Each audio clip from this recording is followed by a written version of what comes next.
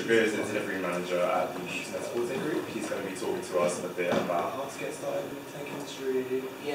Hopefully answer a few of your questions. So, without further ado, round of applause for Shabbir. Thank you very much. Before I do get into it, I just want to point that thing out. I've never actually tried this. I don't know how well it's going to work. But when you do a presentation on Google Slides, you can actually just ask, type in some questions over there. It'll pop up on my screen over here, and then at the end, you can actually vote for your favourite questions as well. So if there are some common questions that everyone wants to know about, I can tackle those first at the end. You can ask anonymously, so if you don't want to get your name out there as well, go for it. So yeah, do ask questions along the way. I want this to be as useful to you guys as possible. I'm going to share my thoughts on stuff, but I want this to be an interactive session, so stop me along the way or ask questions over there and I'll pick them up at the end as well. And we'll have some time at the end anyway, just for general Q&A. So just to get started, I thought I'd just introduce myself a little bit. So I started out, in technology quite a while ago actually. So when I was doing my A-levels, I actually did a placement at a company called Milton Lloyd. They're actually a fragrances company. I only did about a few weeks over there, but they were basically looking for a new website at the time. So I worked on a few prototypes just by myself. It was, like I said, it was a work placement. It wasn't a paid placement or anything like that. It was one of the mandatory placements that you do when you're at school. So I did that, really enjoyed it, and even just around that time, I was just really into gadgets, technology, websites at that time were kind of really taking off. It was kind of like the dot-com bubble. So yeah, I was just really intrigued by all of that, so I got really into just general web design, I guess, like not really anything as such, but just basic HTML, CSS at the time. So I started off with that, decided I wanted to study computer science at A-levels, studied that, decided I wanted to do computer science at university, and then while I was at university I did an internship at a company called Thales. I did 2 placements there, so I spent around 6 to 7 months at that company. If you guys have heard of Thales, which you may not have, they're actually a really large conglomerate that work on all sorts of stuff. So they do engineering type related things, they do aerospace technologies, they do network rail enhancements, they do systems for aeroplanes and flight simulators and all sorts. They do a whole range of stuff. That gave me a real eye-opener into technology as a whole.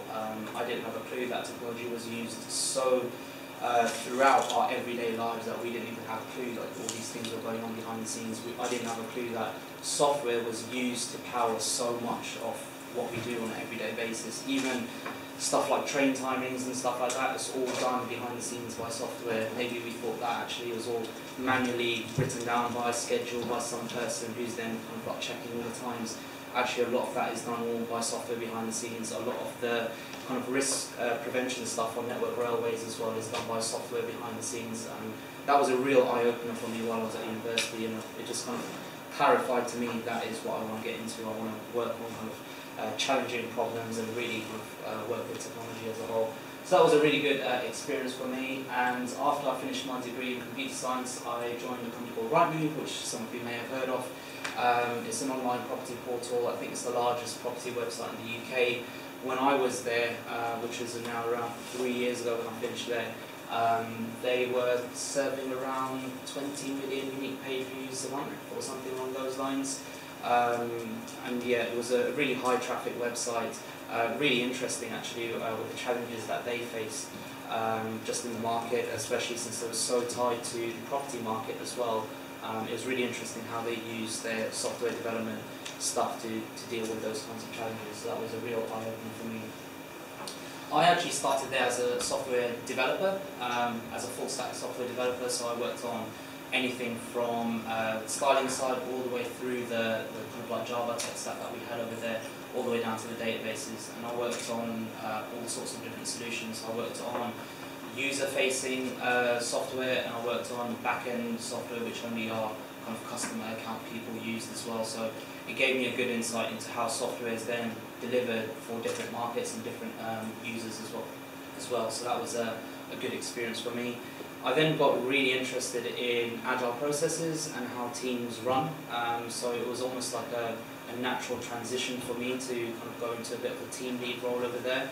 I worked there for a total of 4.5 years actually, so I got a chance to work on all sorts of stuff over there. But I into Agile at that stage. Really enjoyed the kind of challenges that we faced from a processes perspective. Really enjoyed the challenges of building teams as well. So I got a lot of good opportunities over there to help build teams, help with recruitment, help define the ways that we want to work. And that kind of really created the basis of where I wanted to take my career. So after that, I decided to work at a company called the Travel Corporation, sometimes referred to as Travcorp. They're a company that deals with just luxury travel, so it's all about buying these tour packages and going on safari trips or other holiday packages, but kind of only aimed at the kind of luxury market. So it's not kind of like your everyday holiday package that you buy. It only be kind of like the luxury ones with a campaign director kind of like taking you on an actual tour in an organised group. So that was a really interesting experience. Their challenge was all around going from a legacy organisation and trying to work with more modern software development practices. So they were working with waterfall. They wanted to kind of transition away from that, and I came in and helped with their agile transformation. So that was a real eye-opener for me in terms of how did companies work with older software development practices, and then the challenges that they faced in getting to working with newer software development practices. So that was a real eye-opener for me. And then lastly, I decided to join Usenet Group. It seemed like a nice new challenge for me, so I work here now as a delivery manager. I manage 2 delivery teams for the Outnet, which is one of the brands within the Net-a-Porter group side of things, looking after anything to do with product and commerce. So yeah, that's where I work at the moment, involved in a whole range of stuff. I want to touch more on the recruitment side, just because I feel that I'm probably in a good position to try and give you guys some tips and some career advice in that regard. So at the moment I probably review around 10 to 15 CVs a week. I hold several telephone interviews and face-to-face interviews every month, depending on obviously the kind of success rate from the CVs. And I've been heavily involved in recruitment probably for the past 5 years now. I started recruitment when I was a developer, so actually doing the technical part of the interviews. I then kind of progressed to kind of being involved in the whole process, so all the way from initial CV checking all the way to final face-to-face interviews. So I've been heavily involved in that for the last 5 years now. So obviously if you guys have any questions on that, then definitely give me a shout. Cool. So if you're looking for a software development related role, kind of where do you start? I think it's a real interesting question to actually ask yourselves, just because there's so many different things out there in the market nowadays. It's not as simple as it maybe was 5 to 10 years ago, where you just kind of look on a job board or look on any kind of recruitment agency's website or physical printed out listings and just say, oh, it's a developer role, seems like it's a technical role, good enough for me, I'll apply, let's see what happens. These days there's a ton of variety, so you want to figure out what you actually want to do. The variety in technology is astounding these days. There are just so many different types of roles, and I think it's really worth stepping back and asking yourselves, what do you want to do as a career? What really gets you up in the morning and drives you to actually kind of come in on a day-to-day basis and work? You can see I've only listed some roles there, but there's just so many out there now, kind of like anything ranging from front-end development work, back-end development work, databases stuff, designing, Scrum Mastering, DevOps. There's all sorts of stuff that you can really get into. So really ask yourself, what is it that you actually want to do? And then not only that, kind of ask yourself what kind of industry or what kind of themes really interest you. There are so many different technology companies across all sorts of different industries, and I've listed a few over there, like finance, housing, like property, luxury fashion over here, which is kind of, you would have never thought that we had so much software driving a luxury fashion company, but actually it's completely online. It's all of our business is done via software. So really ask yourself, like, what is it that you actually want to get into? What kind of really interests you? And then start doing a little bit of research and see what's out there and see if that matches kind of what you want to do. It's also worth asking yourself, what is important to you in a role? There are so many different companies with different environments, different cultures, different ways of working, and I think it's well worth thinking about some of these things. I think some of us have probably taken a bit of a scattergun approach when it comes to applying and just kind of firing our CV out there to any company that maybe might accept us, but that's probably not the best approach to take. You probably want to think about what is it you want to get into, and then start tailoring your approach to that type of company. So you want to think about what is important to you. You know, if it's all about the team fit, the culture, then you probably want to portray yourself as that kind of team player, and someone who has real people skills. So you really want to think about what is actually important to you, and how can you kind of tailor yourself to apply for that type of role. Cool. So when it comes to applying, the first bit of advice I have for you is don't jump right in there. You want to wait a second, you want to prepare yourself before you actually apply to a role. And what do I mean by that? So step back, let's think about how we're going to actually prepare ourselves to apply. And I think like the first thing, which is quite obvious, is have a well-structured CV. You want to have a CV which is easy for whoever's reviewing it to actually follow. I think the stats are something like an average CV gets about, 5 to 10 seconds or something like that of review time from an average manager. So you need to make sure you're getting some of your key points across very quickly. It's quite easy for a manager who reviews several CVs, potentially several CVs a day, to just kind of skim read a CV, just look for certain things which are important to them, and then kind of either accept it or disregard it. It's really, really important to have a well-structured CV. And at the same time, I personally feel do not have any unexplained time gaps. If you've gone on some travelling, if you've taken some time away from work, be open, be honest about it. Don't feel like you have to hide a time gap on your CV. If you've spent 2 years away from the industry, that's fine. You may be pursuing different opportunities. Maybe you were spending some time with family, maybe you were travelling. It doesn't matter. Be open and honest about it. It's better kind of communicating that type of stuff, so then when an potential employer is looking at your CV, they kind of can see, okay, he worked for this amount of time, he wants to do some other stuff for a bit, that's fine, then he's got back into it, and this is what he wants to do. That's completely fine. When you start having those gaps, it starts raising a lot of doubts and questions. So well worth having to think about that. Do your homework. So I mentioned some of the things around what might interest you, what might look like a good company to you. But actually do your homework about the company that you are deciding to apply for. You know, look at some of the basic information about a company. I've interviewed several times, even for this company here at Porter, and it's amazing the amount of times where people have come in and say, so how does your company actually work, or you know, what exactly do you do? We've got quite a few websites out there that sell a lot of luxury fashion, so well worth actually going online and actually having a look at how some of the things work. I get really happy and impressed by people who come in and say, oh, I spent a little bit of time browsing your website and I noticed this bit of functionality works in this kind of way. It would be really cool if you guys tried to do it in this way, or here's some suggestions about maybe how you can improve this thing on your website. I love it when people come in and actually do that. It shows that they're passionate about what they want to apply for. It shows that they're genuinely interested in the company. It's not just another company that they've fired a CV off to and hope that maybe they can get in somehow or another. So yeah, definitely do your homework with that regard. And I've just listed a couple of points here. So yeah, find out about the company, find out as much as you can about the role, and find out about the potential technologies that they'll be using as well. If you come in and you're kind of asking them, so what technologies are you using? Oh, we want to use React and so on and forth. And you kind of turn around and say, well, no, I don't really like React, so is there anything else you guys are using? You're just wasting your own time, you're wasting their time. It's not going to come across very well in an interview. Do your homework, do your research. It's quite easy to find out generally what technologies companies are using these days. So many different online forums, boards. We'll generally write what we're after in a job description as well, so you're never applying to a company without knowing what technologies that they are using. So definitely think about that. Be very clear about your own strengths and weaknesses. Be realistic. Don't try to cover things up. Actually be honest about where your weaknesses are in particular.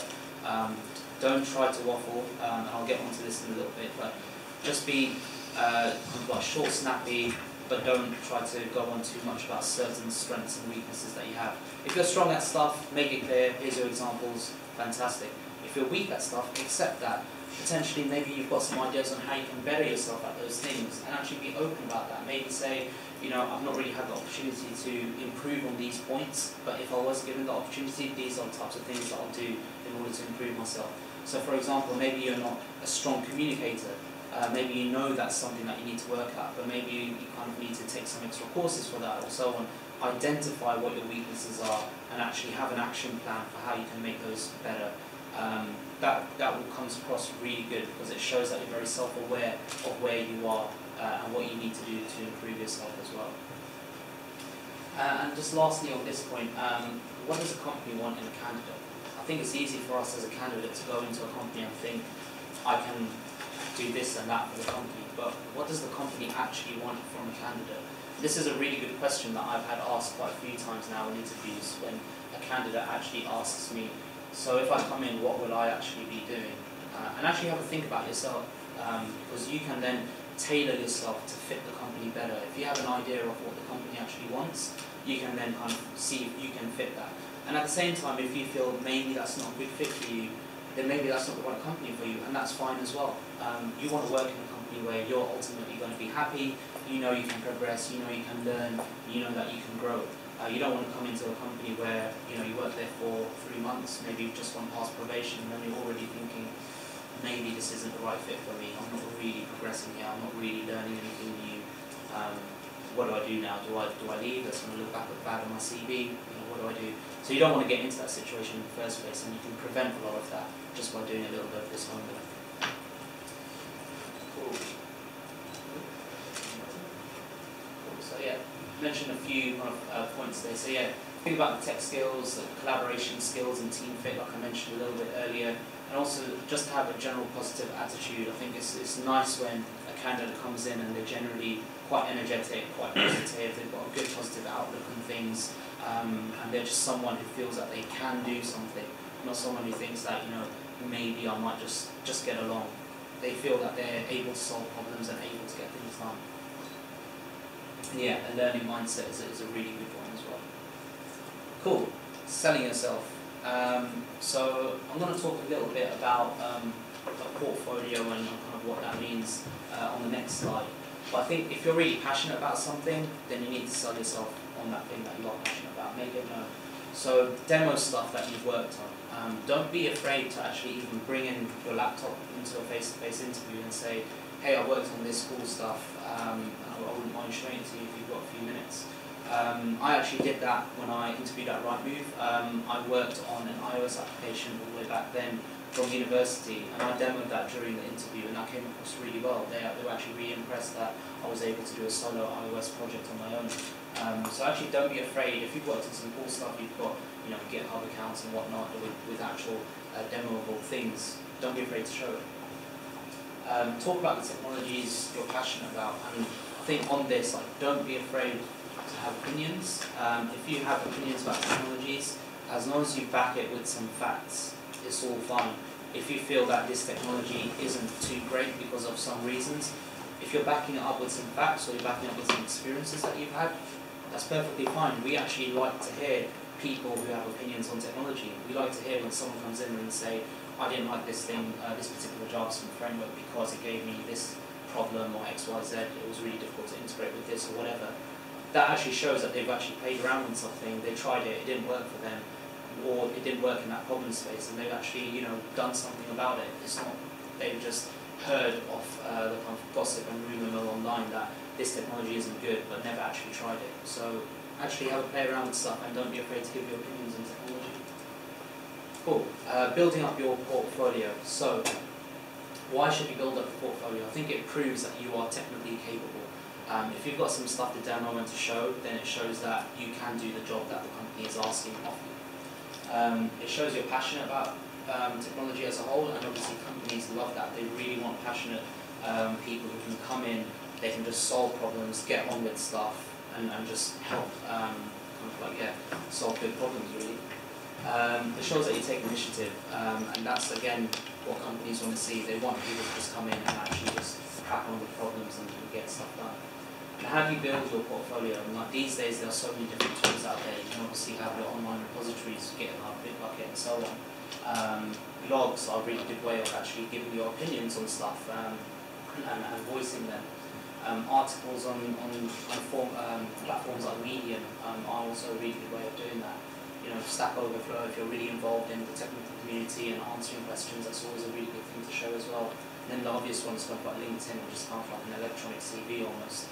People actually do check some of these things, like if they review your CV and they're probably taking you through to a phone interview, there's a good chance they might have already had a look for some of those stuff.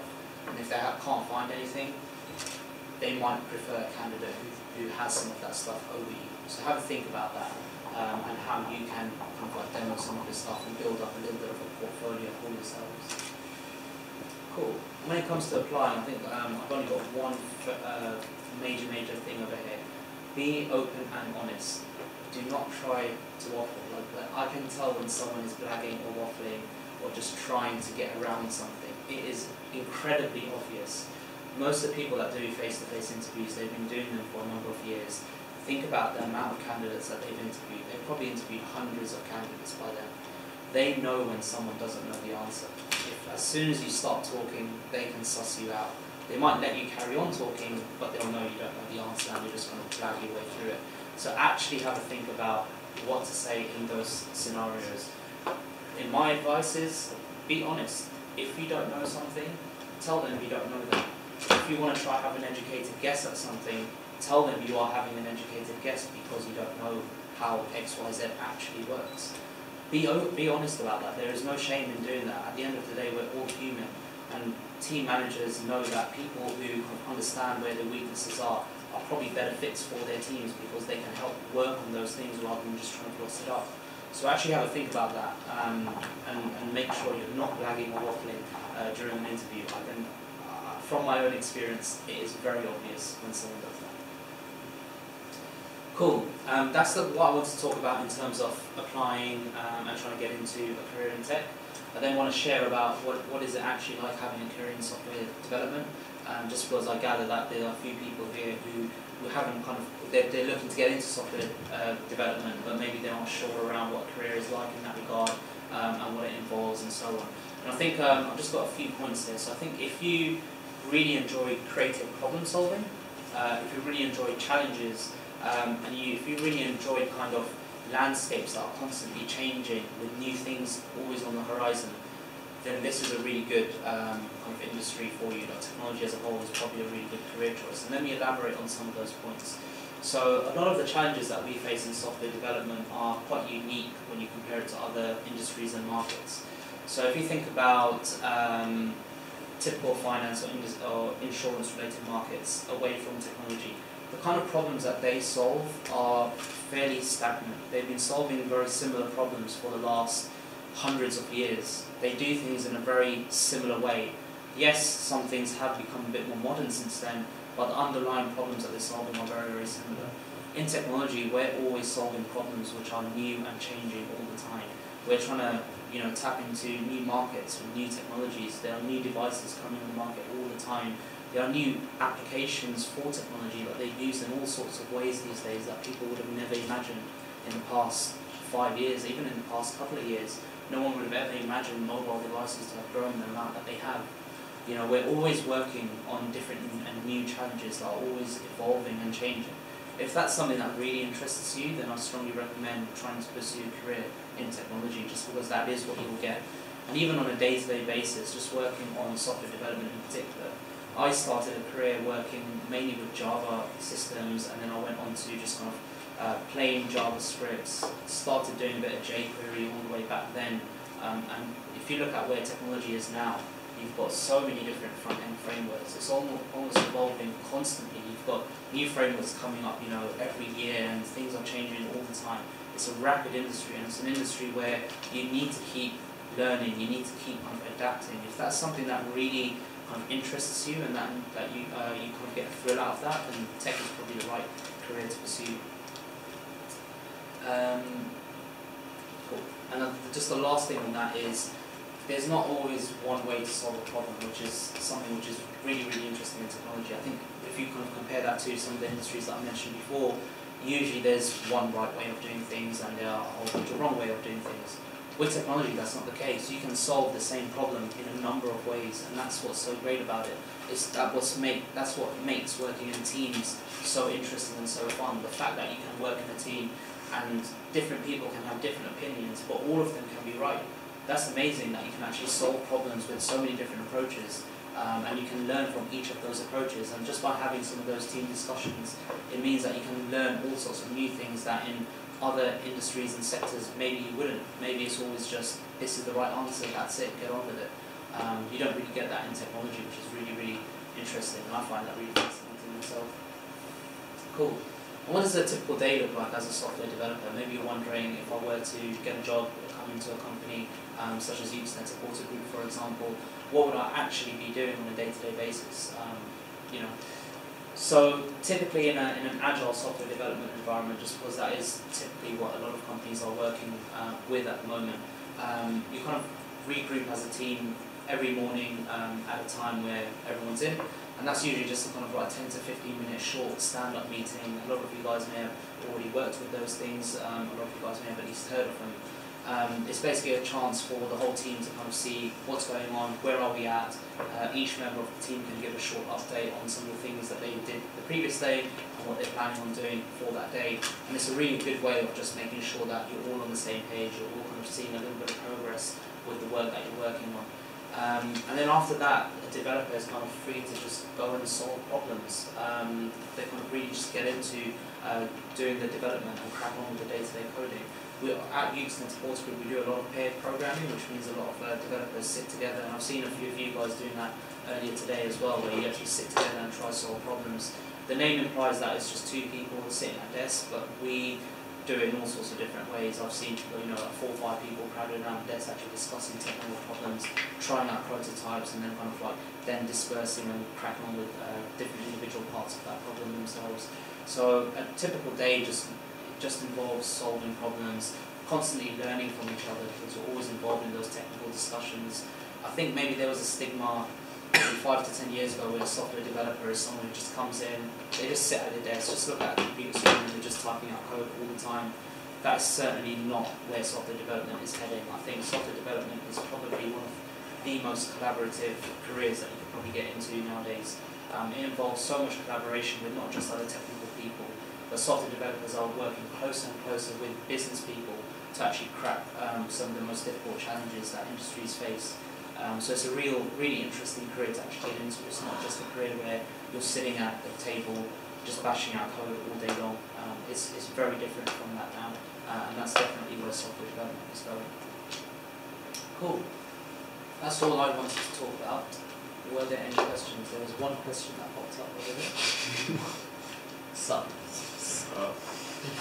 That was it. Not much of just what I talked about. Did anyone have any questions though? Did anyone want to ask anything? I have a question.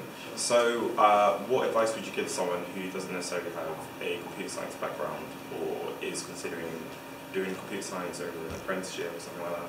Yeah, good question. So, it definitely doesn't hold you back not having a computer science background. And we brought people on who have not had a computer science background, but they've shown that they're passionate about technology, they've done something about it, and then they're able to demonstrate some stuff. So there are a lot of online courses, there are a lot of kind of evening and weekend courses that people can do these days, kind of like crash courses to get the basics of programming and the basics of software development. I think if you're really passionate about technology and you're really passionate about that sort of stuff, you need to demo it a little bit. You need to actually go and do something. If you're not doing anything about it, don't expect a job to come and just land in your lap and just, you know, that's your career kick-started. You need to do something about it. So definitely take that first step, do some research, do some homework actually. What technologies do you want to learn? What kind of roles are you looking to apply for?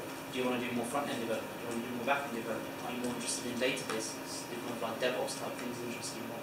And then actually do some homework, do some research, find out a little about that stuff. We live in a really great age where so many resources are available to you online. You can learn so many different technologies without even needing to leave your own home. You can get around it, but for someone who's sitting right there at the top and they just want a definite number, a definite scope, and a definite timeline, it's really difficult for them to change from that way of working, because that's what they've been doing for 20, 30 years. What I heard at the conference that even in finance, because there's so much uncertainty floating about, that actually even in finance they're pushing for They are now. They are, because it seems that the only way to survive is to work in that power. Yeah, exactly. They've realised now that the market is changing so quickly that they can't get things out as quick as they want. They think that agile means that they can deliver quicker, which by the way, agile does not mean that. Agile is not, you do the same thing in a shorter amount of time. That is not agile. But they kind of feel that at least getting some value out there is better than getting no value out there. That's how the markets have changed, and that, you know, people can go to a competitor so quickly in finance in particular. You know, they can, you know, switch who they're taking a loan from so quickly if they're not getting the right level of service or the right rates and whatnot. But they need to be able to deliver things very, very quickly. They need to get some value out there very quickly, and that is where finance is going as well. But it's going to take them a lot of time because they're tied into legacy systems, legacy processes, old business flows, and so on. It will take them a lot of time. Then one last thing that's always popping up, which also to me that at first sounds like really good, but then when you go to some of the people who are working with it, they sort of stuck in a whole lot of things that to me just like another way of hacking. And the third is Microsoft. Microservice. Microservices? Yeah. And it was first explained to me that it's just very targeted things that you do. And then once it's done, it's kind of. So then I found that this year when I went to the conference, it was like such a big issue that they were charging a lot of money just to go for that separate workshop. Then I realized that when I'm following up through really, that there are people who are supposedly doing microservices, but actually the whole kind of methodologies that they were teaching people, it doesn't look any different. It's just a different way of reacting. Yeah, I'm not sure what they're doing in terms of like the courses and stuff like that, but I think when it comes to like the concept of microservices, it's quite easy to get. It's quite a simple concept at root, where you just want small services that basically do one thing to kind of just do one thing, and you've got a whole bunch of those services which you then kind of reuse and so forth, and then you can do whatever functionality that you want to do by calling these microservices. I'm not sure what people are organising courses for and what they're trying to put in those courses, so I can't really comment on that. But you know, if for a lot of those kinds of things, just go online and do your own research. It's amazing how much stuff that you can find out without needing to go to courses and stuff like that. You can find out a whole bunch of stuff and look at actual tech examples and stuff like that. It sounds like just people want to keep themselves in job. Yeah, I mean, definitely there are a lot of courses and trainers out there who obviously just want to sell a course at the end of the day. Got quite a few questions. Yes, we've got time. Yeah. 15 minutes. That's fine. Good. That's awesome. What are some of the main qualities employers might look for in employees? Yeah, good question. So, some of the stuff I've touched on throughout the talk. So, kind of proactiveness is certainly a really good one. I mentioned around kind of building a portfolio, showing that you're interested in the technologies that the company might want to look for in a candidate.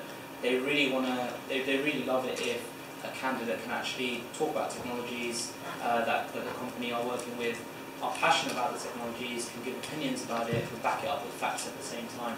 And then also, just to kind of like put the icing on the cake, if you actually can demo some of that stuff, that's pretty cool. That's really, really good stuff that you can actually talk about in an interview or show to employees during an interview as well. I've seen some really good candidates that have come through, and they can actually talk about side projects and professional projects where they've used certain technologies, how they've used that technology, what the pros and cons were of those technologies, and then kind of like give an overall summary of this is why I really like the technology, or this is why I really don't like the technology. I think that's a really good quality to have. Other qualities, personable, definitely. I think generally good communication skills, being able to explain things in about the right amount of time. So if you get asked a question and sometimes it takes you 15 minutes to answer a question, there's a good chance that the employer might have nodded off and he or she is probably not paying attention to your answer anymore.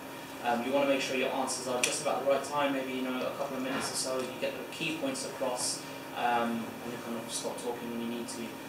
But then also you're explaining yourself clearly and succinctly so that the employer can actually understand what you meant by what you said. So I think communication is a key quality. What else? Just on that point, sorry to interrupt, I think someone that's told me with respect to interviews, a really good question to ask when you're explaining an answer is, have I explained myself or would you like me to continue? or do you understand it? Would you like the interview? Yeah. It's a really, it's a get out of jail free card in that respect, I think. Because I am, as we mentioned earlier on, a bit of a waffler, so it's as I'm doing right now. So. No, that's a really good point. I think you need to have that kind of like mental self-check about have I answered the question, have I spoken for too long, and then let me just clarify that by asking that kind of question. Did that make sense? Have I answered your question? Do you want me to elaborate on whatever it was? I think that's a really good point. Cool. Right. Let me just make sure I've opened it up here. Cool. What advice would you give to someone looking for their first developer role, having changed from another career path? So I think I touched on this with the question that Jerome asked around someone who hasn't got a computer science background, how can they get into a tech role? Again, show that you are interested in tech and do something about it. Like I mentioned, so many online courses, so many different actual workshops and stuff that you can actually go to nowadays that actually give you really good underlying kind of base knowledge of programming and so forth that you can then kind of use in a day-to-day job. Do something about it. Don't expect to just come into a software development role not having done anything at all. Even kind of like graduate schemes, like generally they want to see that you are interested in tech.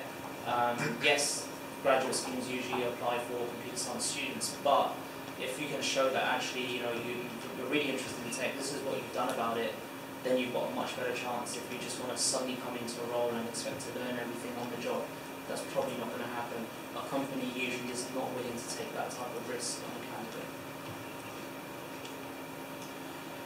Cool, next question. Most job descriptions ask for multiple skills, as sometimes seems impossible to ask all of them. How do we go about applying for positions as someone searching for their first job as a front-end dev? Yeah, really good question. Yeah, we've certainly seen a lot of job descriptions that seem to ask for everything under the sun these days. I think what you need to do is focus on the key technologies and what you feel are probably the most important technologies for the company. So you can probably suss them out because usually there will be one or two really big JavaScript front-end frameworks that they use, and then they've kind of tacked along a whole bunch of other smaller technologies along with that they probably use here and there.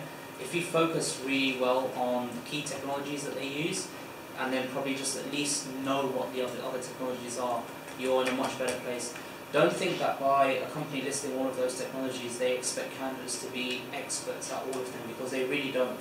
The job description is there for you to actually understand these are the types of things a company works with, and therefore you should be open to working with those types of technologies. So it's almost a little bit of an eye-opener into the company, and this is the way they work.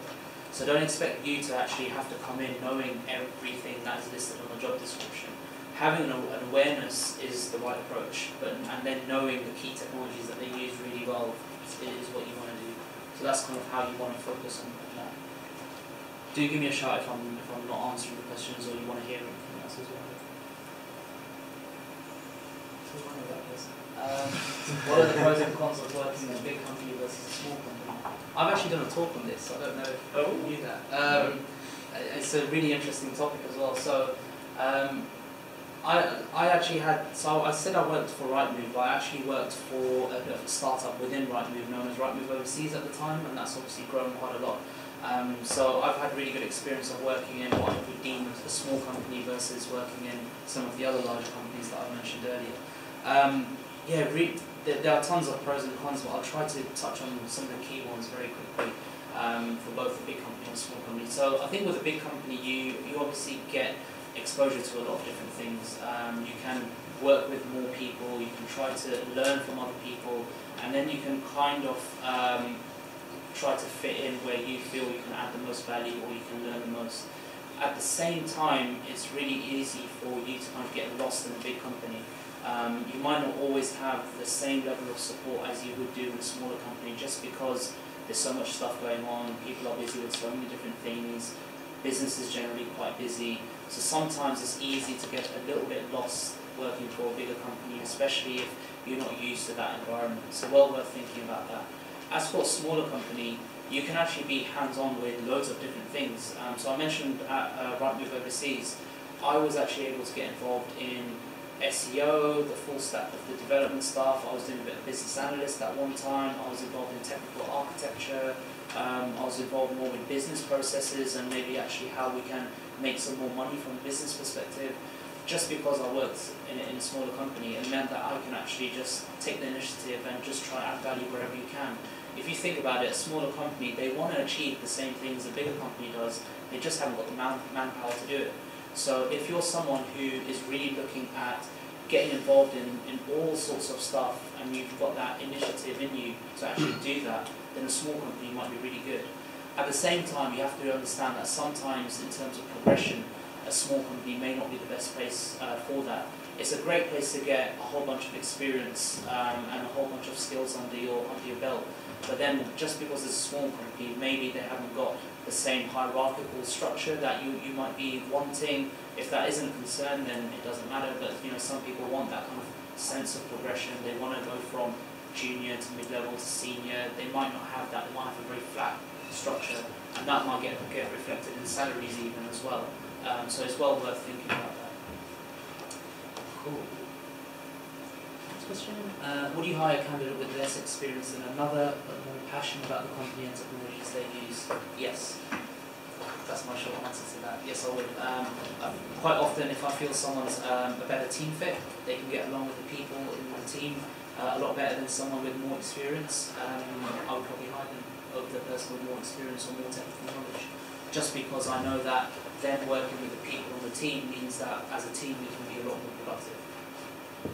So how can you tell if you recruit that person more likely to get only what criteria? Yeah, we asked a whole bunch of questions just around person, their behaviours, and from that we kind of ascertain whether they'd be a team fit. So quite often if you get asked questions around how do you manage conflicts, give an example of when you've had a kind of technical debate with someone and how you resolve that. But those are the types of questions where they're actually weeding out how you would work with their team. Scenario-based questions are quite often the best way to do that. So they'll give you a scenario, like maybe someone in your team has really strong technical thoughts on a certain technology, you've got strong technical thoughts on a different technology, what would you do in that type of scenario? But those types of questions are very often a way of finding out how you work well with their team.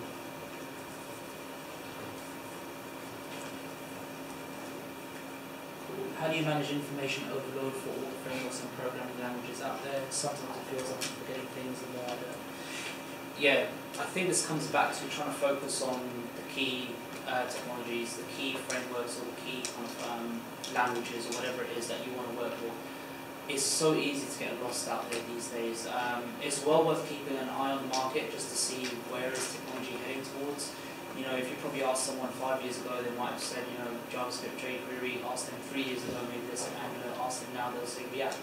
Asked them in a year, they might say Polymer or something like that. So, you need to keep an eye on that and try focus just on the key technologies. It is very easy to kind of look at all these technologies out there. You start learning all these other things. Actually, they're not really even used on a day-to-day basis at most companies. They're just kind of there because people are doing like hobbies. They're just spinning up new frameworks outside of their professional careers, and it's just something that they enjoy doing. So try focus on the key technologies. Don't get caught up with learning like too many different things. Definitely worth reading about them. Definitely, I'm not saying you should not find out about them, not look into them a little bit, but try to focus on the key things. That's where the market and industry goes. So definitely try to do that. Any examples of immediate red flags when it comes to a new candidate?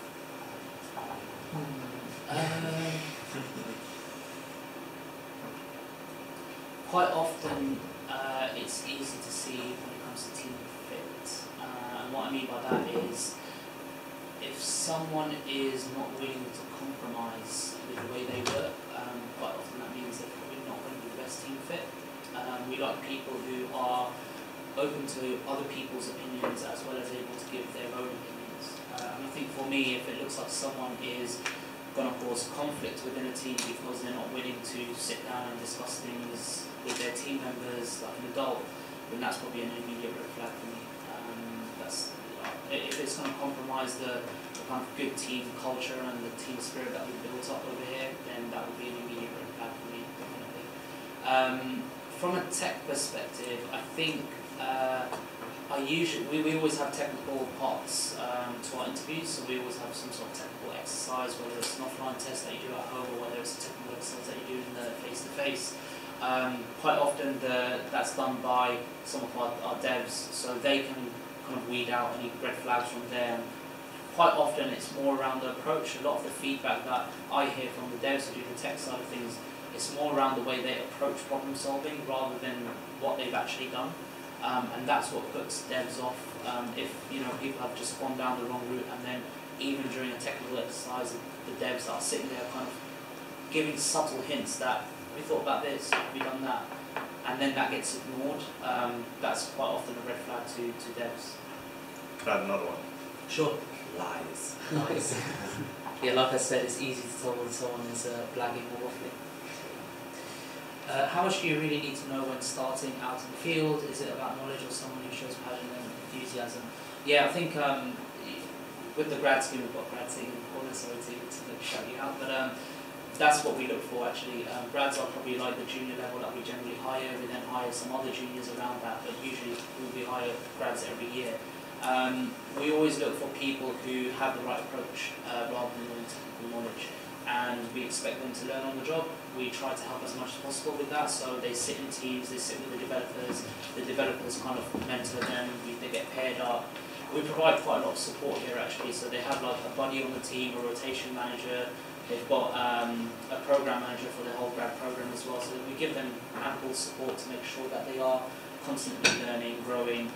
We don't expect them to have all the technical skills and knowledge. In fact, from that perspective, we pretty much think of them almost as a bit of a blank slate, because we want to make sure that they're learning all from a consistent perspective. They're all learning the same things and getting up to speed in the same way. So, yeah, I don't think you really need masses of knowledge and experience. I think you just need some of the basics, but then the right approach. How do you negotiate?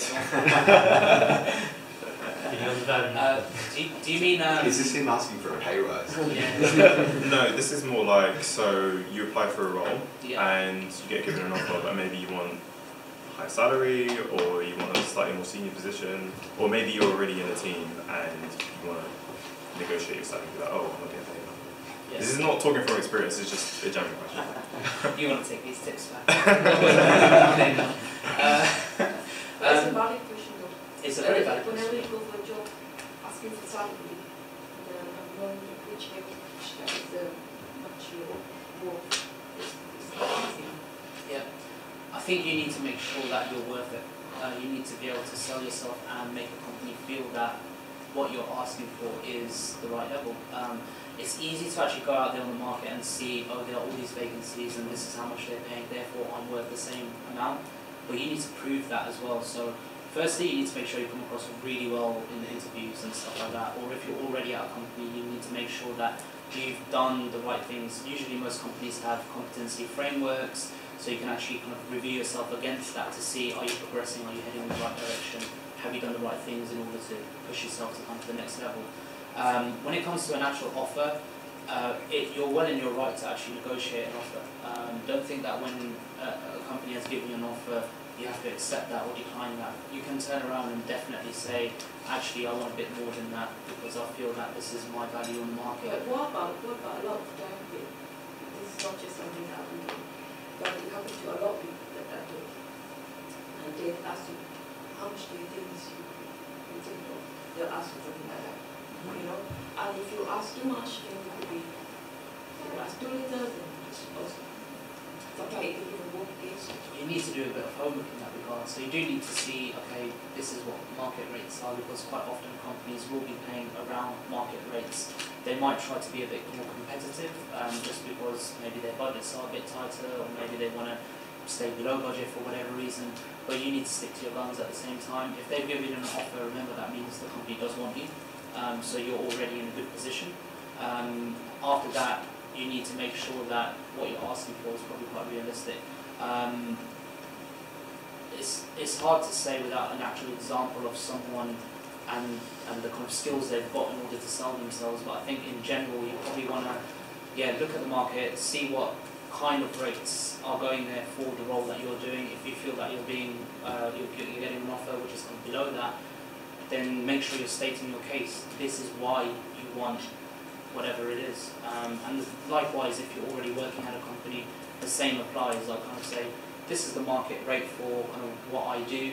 This is what I've done to demonstrate that I can do all these things over the past year or whatever it is, and that's why I feel that's the case. So you do need to negotiate, and sometimes you know, they might say no to your first offer, but actually think about maybe it'll take a couple of rounds before both of you can agree on something. So be prepared for that. Don't think that the first number that you give is the one that either they'll accept or you don't want the job anymore. Be prepared to try to find something new.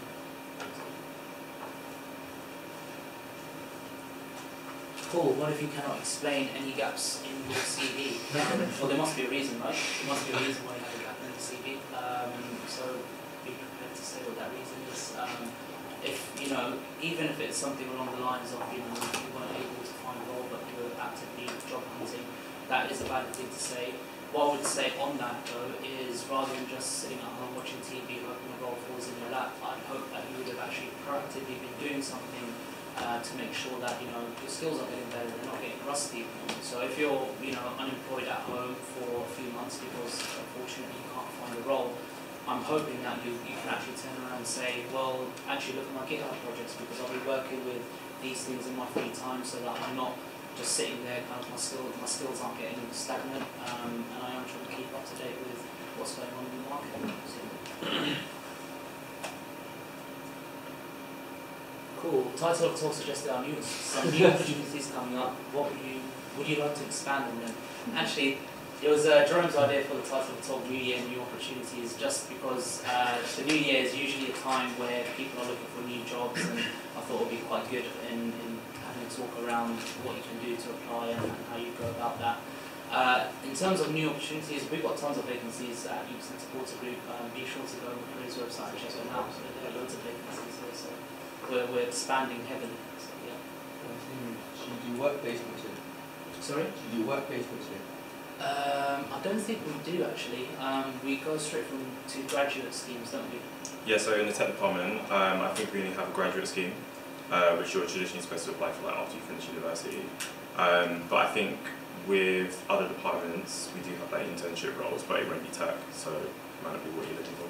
What type of work placement are you after? Speak to me afterwards.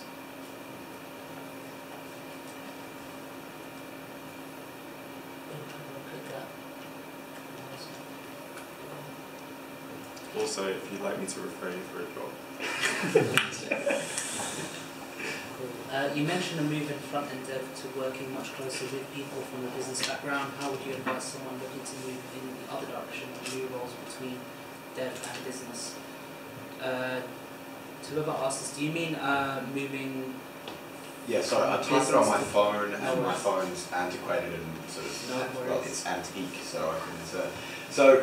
You had, well, you mentioned before questions sort of started, sort of people working much closer, even sort of within sort of agile development frameworks, to working a lot, and what you do as a delivery manager, working a lot more close with, I suppose, the stakeholders in whatever projects you happen to be running at the time.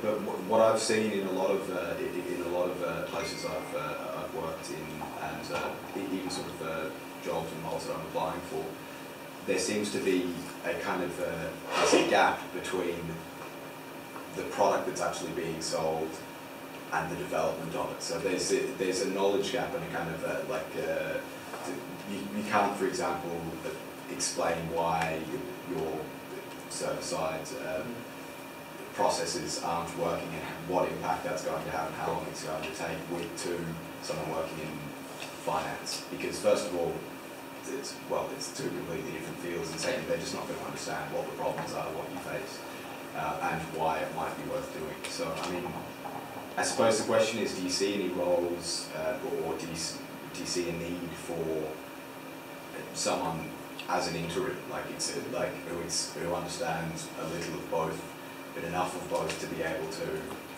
work as the in-between? Yeah, I think the environment that you described, that's typically what a project manager ends up doing. It's kind of sit between the tech teams and the business teams and try to fill that void and kind of give status updates back and forth. That's typically what a project manager usually does in that regard. I think those environments are there because the business are used to working in particular ways and processes, but the software development side of things, they want to work in different ways. And I personally don't feel that's the best way of going about it. You want business and software dev to work as closely together as possible, because it just helps you solve problems in a lot better way. You can solve things a lot quicker, and you can hopefully solve things that the business actually wanted, what you developed, rather than 6 months later you develop something and actually that wasn't exactly what the business wanted.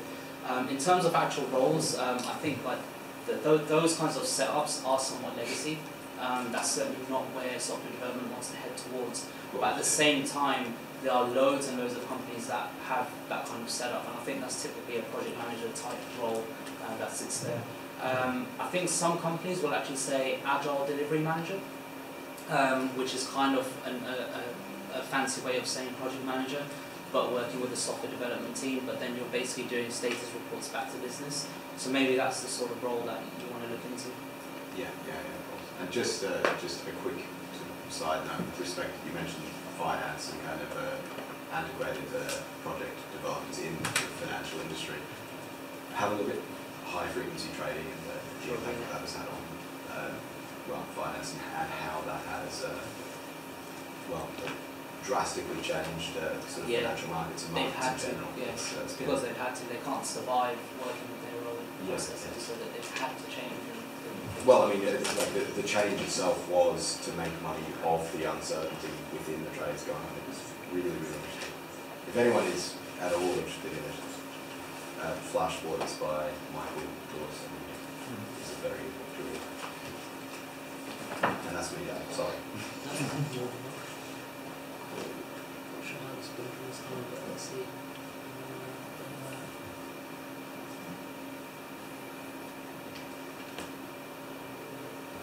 I think I answered that one, didn't I? Yeah. I think that's all the questions then. Wait, what is that? So, one more? Yeah, sure. You mentioned having a well-structured CV. What would you look for in a CV to make you kind of read it and look at it more than 20, 30 seconds before you disregard it? Yeah, so I think for me, a CV firstly needs to match the tech requirements that we have for that role. So I review CVs for delivery managers, developers, testers, and a few other bits and bobs around when they pop up. But basically trying to match that as much as possible to the job description itself, so I always have a clear idea, this is what we're looking for in a candidate from a tech perspective. Do they tick off the main frameworks and technologies that we use and we're looking for in a candidate? And do they have enough experience for that to actually come in, depending on what level we're hiring for. I think recently in the teams that I manage, we've mainly been looking for like mid to senior level, so basically making sure that they've got the right level of experience behind them so they can come in and kind of work with the team really well. At the same Oh, sorry. You mentioned obviously taking on graduates and junior level. What's the difference between an entry level and someone who just graduated? Wouldn't it be? They're pretty similar. It's just more around the timing that we hire them. But when we bring on graduates, they go through an actual grad scheme where they do rotations on different teams. When we bring on a junior dev, it's usually for a specific team, so they'll only be working on that team. But the level itself is the same and so forth. But it's just the junior dev wouldn't be on a grad scheme. So if somebody's not had a previous role in tech, would you recommend they have kind of like an intro section that kind of explains what they've been doing to prepare themselves to get into tech? Definitely. Yeah, definitely. Even some senior candidates that I've reviewed their CVs for, quite often they'll have a sort of short blurb at the top, just very briefly summarising this is where they've come from, this is what they've done, this is where they're heading kind of thing. Likewise, if you're someone who hasn't worked in tech before, definitely explain, like, I'm really passionate about technology, this is what I'm interested in, this is what I've done in order to kind of like propose myself in a career in tech. So definitely that'll be a good move. Sorry, just a quick off question. Do you recommend a cover letter or you don't look at them? I haven't seen a cover letter in a long time, to be Oh, honest wow. with you. It's certainly been a while. So people don't even bother anymore. No. Wow. How do they apply it? So over here, what often happens is we have our HR team will actually speak to them on the phone first. That's even, I think, it depends actually how you come through. So if you come by a recruitment agency, usually the recruitment agency speaks to our HR person, maybe just they'll talk a little bit about the candidate because they've spoken to yourselves, and then we get the CV coming in through that, so no need for a cover letter. If you apply directly, then again our HR person would have spoken to yourself on the phone before like the CV checking or anything like that, just to understand a little bit about you, why you want to apply for the role. Just very, very basic questions, nothing technical at all or anything like that, just to find out about you essentially. And I think like those different approaches, that kind of covers off what a cover letter used to be. So that's probably why we don't do it. But I suppose not, because I also read through recruitment things. Sometimes it's really annoying when people do covering data, and it's so much that the parents things like this, obviously copying it from something. It's so everything. Yeah, you don't want to copy and stuff. Even on the CV, you don't want to copy and paste stuff. Yeah. And I have seen CVs where they clearly copied and pasted stuff. Even if it's like, lists of technologies, but you can tell it's been copied and pasted from somewhere else. Jobs good. Yeah, possibly, yeah. It's really easy, especially if the formatting is a little bit off. So, make sure that. You sound like you've done that before, did you? I didn't think I got my job.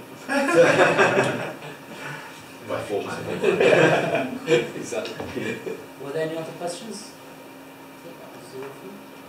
We've got one more maybe if you've got time. Sure, yeah. So my question is,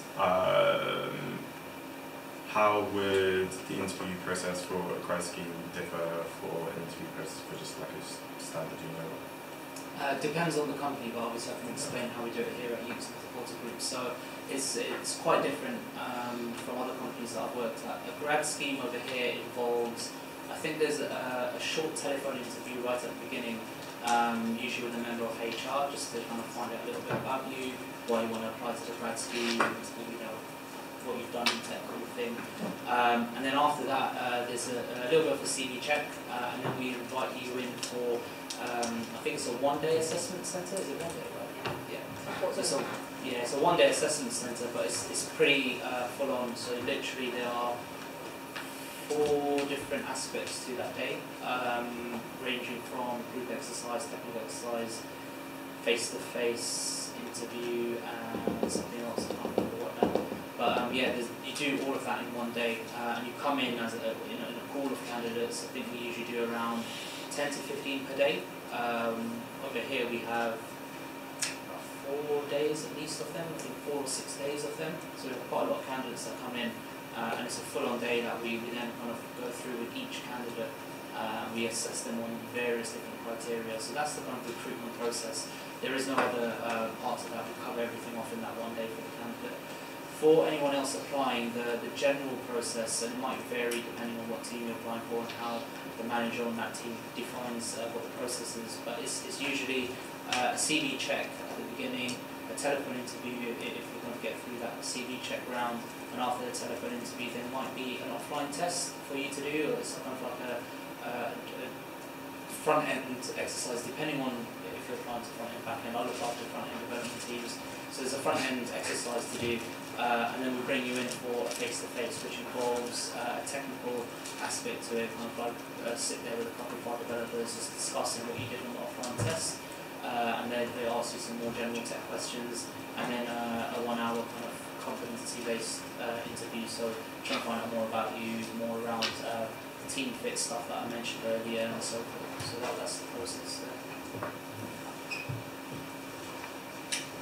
Cool. Any other questions? Right, that's that then. Do feel free to questions.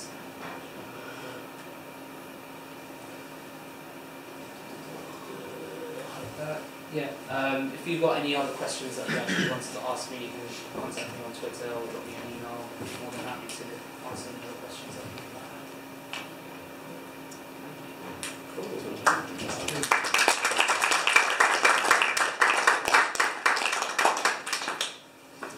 I just wanted to give a public thanks to Shabbir for coming down on Saturday to the tons. I know I definitely learned a lot about how to negotiate my next book. And I hope you all learn a lot too, so thanks.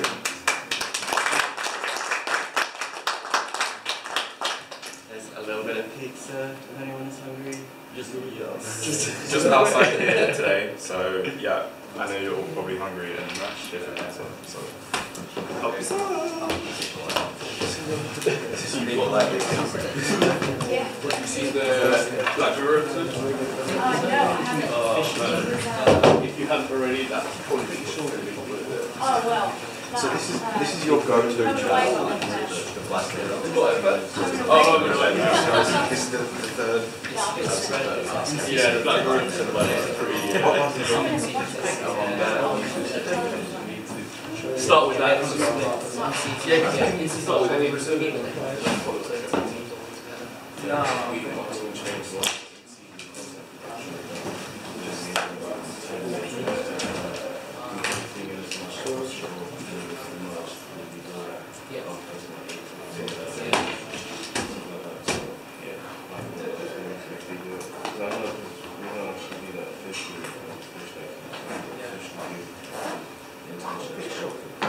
I think, how long is the weeks or 4 monitoring years? 4 weeks, basically, this guy he's running Is that a thing? It's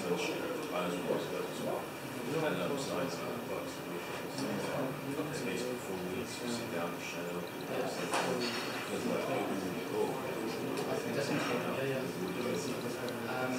I've got my cards on my list, so I'll give you a lot of grab and itself and give you that drop me an email. Probably send your CV across as well, and then I'll get in touch with you for anything later on. What sort of time frame are you looking at?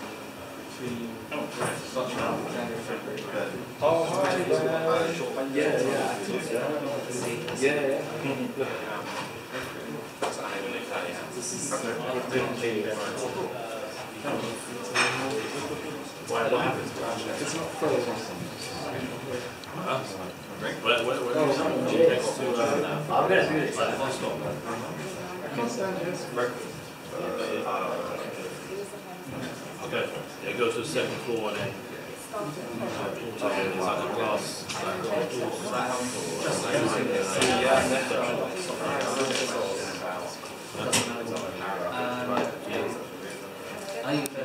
Yeah, I mean there'll be a video of that.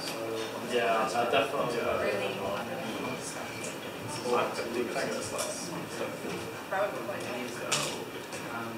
And actually being so there are different pros for working in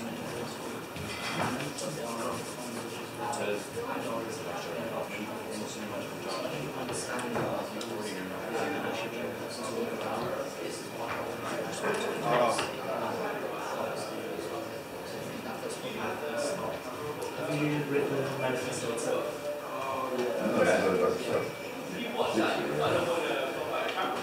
I think with our engineer is going,